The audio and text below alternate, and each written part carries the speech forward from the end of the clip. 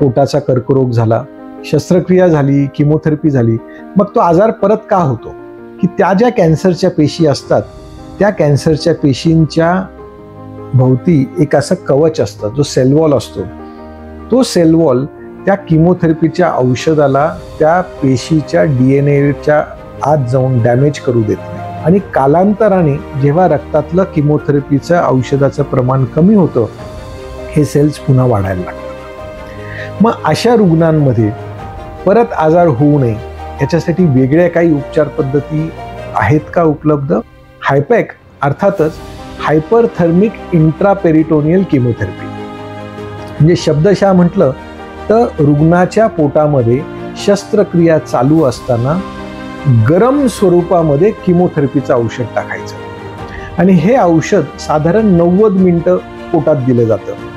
ज्या कॅन्सर पेशींची जी भिंत आहे, जी सेल वॉल आहे, ती डॅमेज होऊन जाते आणि त्या गरम किमोथेरपीचं औषध असल्या कारणाने ते किमोथेरपीचं औषध लागलीच त्या DNA डॅमेज करतं. त्यातले त्यात महत्त्वाचं म्हणजे स्त्रीबीजाचा कर्करोग, जठराचा कर्करोग, आतड्यांचे कर्करोग आणि इवन फुफ्फुसांच्या बाजूला असणारा मिसोथेलियोमा प्रकारचा कर्करोग, याच्यामध्ये सुद्धा हायपॅक किंवा तिथे हायटॉकॉमी असं म्हणतो, ही उपचार पद्धती वापरली जाते.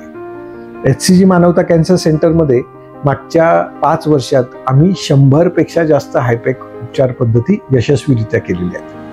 हायपॅक उपचार पद्धती जेव्हा सलाईनद्वारे दिले जाणाऱ्या किमोथेरपी बरोबर दिली जाते तर पोटात पुन्हा आजार उद्भवण्याचे प्रमाण सरासरी 60 ते 65% रुग्णांमध्ये कमी होऊन जातं. हायपॅक उपचार पद्धती प्रत्येक हॉस्पिटलमध्ये नाही देता येत.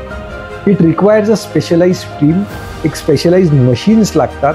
ह्या दरम्यान रुग्णाचं कोर म्हणजे आपलं शरीरातल्या आतलं टेम्परेचर वाढून हृदयावरती किंवा किडनीजवरती काही दुष्परिणाम होण्याच्या रिस्क असू शकतात.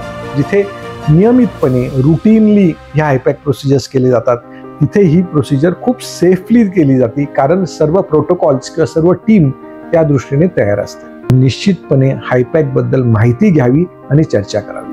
धन्यवाद.